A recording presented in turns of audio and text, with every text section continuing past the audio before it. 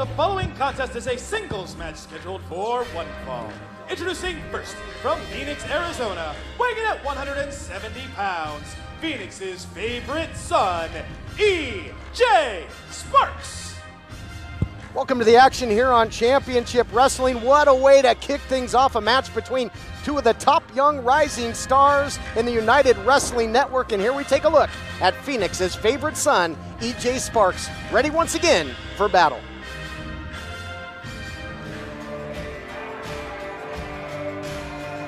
And introducing his opponent, weighing in at 220 pounds, the Golden Boy, Jordan Clearwater.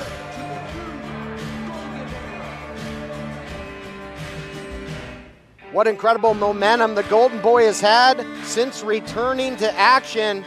And something you know all too well about, Blake. You've spent a lot of time with this youngster, working with him in the gym, training him on his striking. Your thoughts on the upsides of the Golden Boy?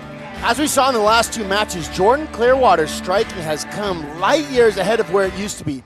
And E.J. Sparks is a tough competitor who has fantastic striking as well. I expect to see a great stand-up match between these two competitors.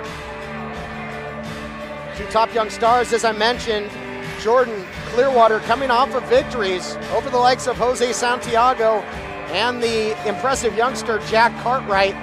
On the flip side, E.J. Sparks had a close call for the United Television title, really gave champion Dan Joseph all he could handle. And then E.J. Sparks and Dan Joseph teamed up, gained victory in that big United Wrestling Network Showcase Tag Team match, defeating Danny Limelight Rivera, Papo Esco, and here we go. What a great match to kick things off. Late kick early there by E.J. Sparks. Absolutely. One thing I think worth noting is that both competitors came out and touched hands before the matchup, showing good sportsmanship. I'm a big fan of that. Pillar of this great sport, that mutual respect. Bell to bell, you take each other to hell, and you can shake hands after. And there he was looking for that Midas touch right off there. He was, and you see the way E.J. Sparks reacted to that. You know this kid has been watching film on Jordan Clearwater because he saw that kick coming and he made sure he was nowhere in range for it to land. Talk to me about the impact of that Midas touch kick with the long limbs, powerful legs of Jordan Clearwater. It is brutal. Like Jordan said, left leg hospital, right leg cemetery, and he is not playing around with that kick, as we saw in his last two matches. This matchup just getting started. We'll be back right after this. Welcome back, everyone, to Championship Wrestling. This thing kicking into a high gear now. E.J. Sparks showing some great striking in his own right. Swing and a miss there by the Golden Boy. Nice shot, springboard style by E.J. Sparks. Into the cover quickly now. Only a count of one. So got to be impressed with the striking of E.J. as well. Both these guys are very high-level strikers. We saw them come out and kind of feel each other out at the beginning of the match, testing the range and seeing how each other were going to react. Now that they have an idea of that, they're going to war. Kind of a battle of the roundhouse rhythm against the Midas touch. The primary weapon of both these competitors is to turn your lights out with a big kick. Nice arm drag takedown there by E.J. Sparks. Starts to neutralize the Golden Boy. You've been working on a great camp for Jordan Clearwater because you've been working on the striking. Previously, it was under the tutelage of the likes of Ray Rosas at one point, but further back than that, none other than Carl the Machine Gun Anderson. So both come in extremely well prepared for this matchup. Big strikes. Big strikes there by Jordan Clearwater. Jordan has a lot more power than you think. He is a big athletic dude, but he hits hard. And he has been tested in sparring with myself. He can take a shot, and boy, can he dish him out. I was going to ask, as we see some scoring here in the striking department by E.J. Sparks, have you been working on his defense as well when he's standing, since he's going to be throwing so many strikes? We have, but E.J. Sparks is such a high-level competitor that he's still landing on Jordan a little bit. You can see both guys battling for position here, trying to fight the hands to get the hands to open up. Oh, beautiful judo throw by Jordan Clearwater. This is one of the things that we've been working on, is mixing things up. Look out here. He had that. I thought maybe he might go for the Midas touch. You always got to be thinking it. Into the cover now after the reverse neck breaker, and only a count of two. So he can go high impact with the offense in addition to the strikes. Absolutely. He's very versatile in his moveset. He can throw strikes. He can grapple. He can do it all. Got to mention it. What blockbuster news to kick things off on this episode. Despite Nico Marquez's best efforts, the women's division has not been canceled. In fact, anything but. We found out that we will have the creation of the first ever United Wrestling Network Women's Championship. Can't wait for that because the field is so impressive of competitors in the women's division. That is huge news. And what a matchup we have here, though, to kick things off. Jordan Clearwater now going to work. Shots to the body. And when you go to the body like that, does that help to eventually open up the head for the Midas touch? Body shots, we call it in fighting money in the bank. It might not put him down right now, but it will for sure pay off later. Following up now, Jordan Clearwater, nice neck step. Might say he executed it perfectly. Into the cover, does not elect to hook the leg. And if you're gonna pin EJ Sparks, you might really, he's got such powerful legs in his own right. Of course, he's so devastating with that roundhouse rhythm. He's got a lot of lower body power. Might want to secure that leg hook to get the win. Jordan's been doing a good job of, when they're close enough in striking distance, of wrapping EJ up and slowing him down. He was getting the better of the striking exchanges early on in the matchup. And now Jordan Clearwater's been able to get his hands on him. He's been able to muscle EJ around a little bit. Smothering EJ Sparks, sound strategy here.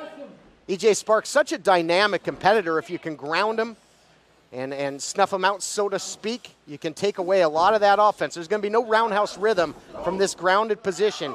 Fights his way back to a vertical base as EJ Sparks, showing a lot of hearts, but gets pounded down again. There's that deceptive power you spoke of from Clearwater. This is a slugfest. This is the type of fight you got to like, Blake. I expected a stand-up war, and that's exactly what we're seeing. There's a little bit of grappling in there, but these boys are banging. Speaking of slugfest, we're going to see the tape fist event in the main event. Yeah, and speaking of that women's division, a huge announcement to kick off the program and a huge main event to close it out. Tape fist matchup. Hopefully we'll actually see a conclusion.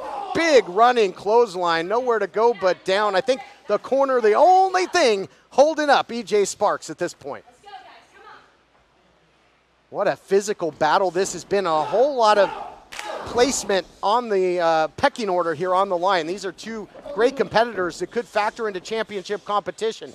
That was a wicked enziguri, though. You heard it just echo off the walls of the Ocean View Pavilion.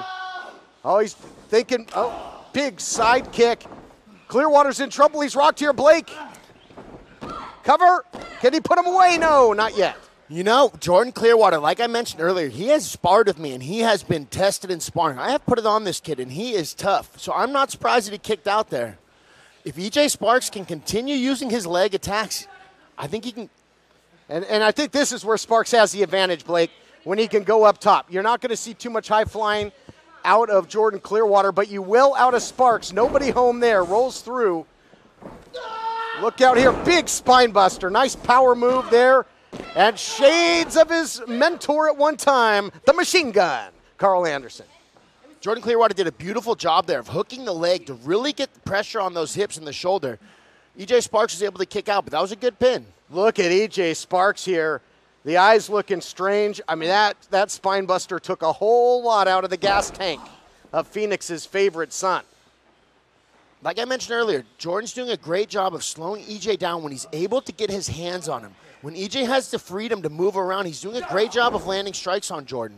And that's why they call it high-risk offense. It's high reward if you hit it, high risk if you don't. And EJ Sparks finding that out the hard way. That opened the door for that spine buster, looking to follow it up. We've seen Jordan effectively utilize the power slam for victories in the past as well. Big elevated knee strike. Oh, looking for the roundhouse rhythm, but calls the audible. Comes up with the cutter. Huge win coming the way of Phoenix's favorite son. No, a lot of fight in Clearwater.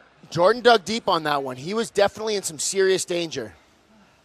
Gotta like that, huh? There, Blake kind of feigned the roundhouse rhythm and then transitioned into the cutter, keeping Clearwater guessing. That was a beautiful cover by EJ Sparks. He hooked the outside leg, preventing Jordan from being able to get his foot on the ropes and get a rope break on the pinfall. Yeah, absolutely. Great point. Ring positioning, so important. And just more proof. And here we see that kickboxing expertise, the background One of the biggest weapons in the arsenal of EJ Sparks are those kicks. So we've shown him several counters to kickboxing because we knew this matchup was coming. And that right... Hey, check. Oh, no, there it is. Beautiful. Wow. Midas touch turned into gold. Indeed. Beautiful. Just as I was saying it, about the defense for the round kick. Winner, Jordan Clearwater. So you asked about the counters for the round kick, and that was it exactly. As you can see in the replay, Jordan lifts his left leg, checks the kick, uses the right push kick to get EJ Sparks to bounce off the ropes and come right back into that Midas touch. And EJ Sparks is down and out. More intensity than we've ever seen. The Midas touch has been money indeed for Clearwater. We'll be back after this.